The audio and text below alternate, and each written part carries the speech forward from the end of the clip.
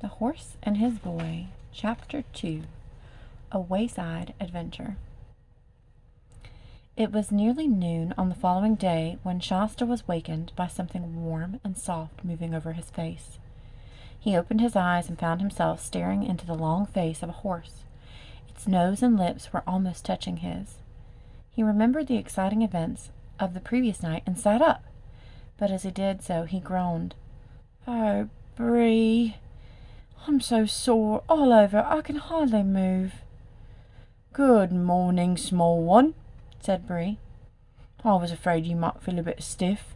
It can't be the falls. You didn't have more than a dozen or so, and it was all lovely, soft, springy turf that must have been almost a pleasure to fall on. And the only one that might have been nasty was broken by that gorse bush. No, it's the riding itself that comes hard at first. What about breakfast? I've had mine." "Oh, bother breakfast, bother everything," said Shasta. "I tell you I can't move." But the horse nuzzled at him with its nose and pawed him gently with a hoof till he had to get up. And then he looked about him and saw where they were. Behind them lay a little copse. Before them the turf, dotted with white flowers, sloped down to the brow of a cliff.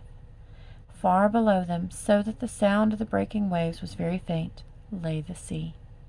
Shasta had never seen it from such a height, and never seen so much of it before, nor dreamed how many colors it had. On either hand the coast stretched away, headland after headland, and at the points you could see the white foam running up the rocks, but making no noise because it was so far off. There were gulls flying overhead, and the heat shivered on the ground. It was a blazing day. But what Shasta chiefly noticed was the air. He couldn't think what was missing, until at last he realized that there was no smell of fish in it, for of course, neither in the cottage nor among the nets had he ever been away from that smell in his life. And this new air was so delicious, and all his old life seemed so far away, that he forgot for a moment about his bruises and his aching muscles, and said, "I say, Bree, didn't you say something about breakfast?" "Yes, I did," answered Bree. "I think you'll find something in the saddlebags. They're over there on that tree where you hung them up last night. Early this morning, rather." They investigated the saddlebags, and the results were cheering. A meat pasty, only slightly stale, a lump of dried figs, and another lump of green cheese, a little flask of wine, and some money, about 40 crescents in all, which was more than Shasta had ever seen. While Shasta sat down painfully and cautiously, with his back against a tree, and started on the pasty, Bree had a few more mouthfuls of grass to keep him company. "Won't it be stealing to use the money?"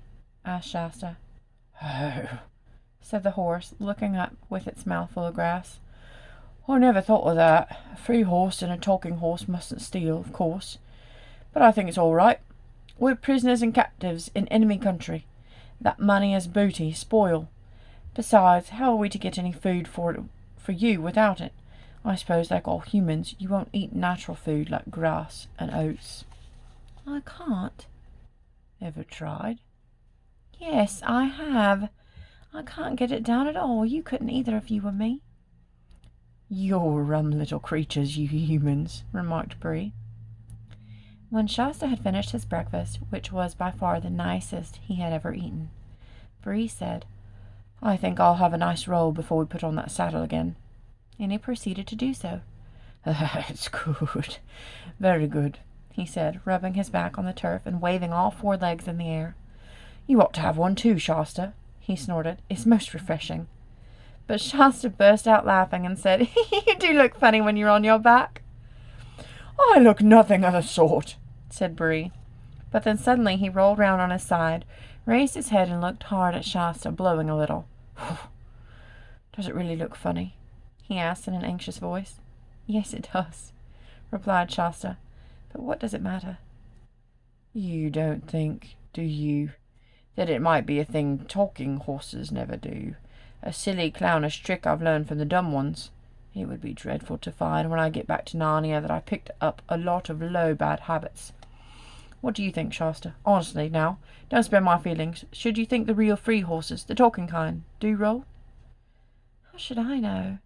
Anyway, I don't think I should bother about it if I were you. We've got to get there first. Do you know the way?" I know my way to Toshbon. After that comes the desert. Oh, we'll manage the desert somehow, never fear. Why, we'll be in sight of the northern mountains then. Think of it.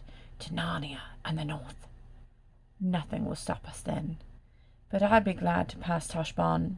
You and I are safer away from cities. Can't we avoid it? Not without going a long way inland, and that would take us into cultivated land and main roads, and I wouldn't know the way. No, we'll just have to creep along the coast. Up here on the downs we'll meet nothing but sheep and rabbits and gulls and a few shepherds. And by the way, what about starting?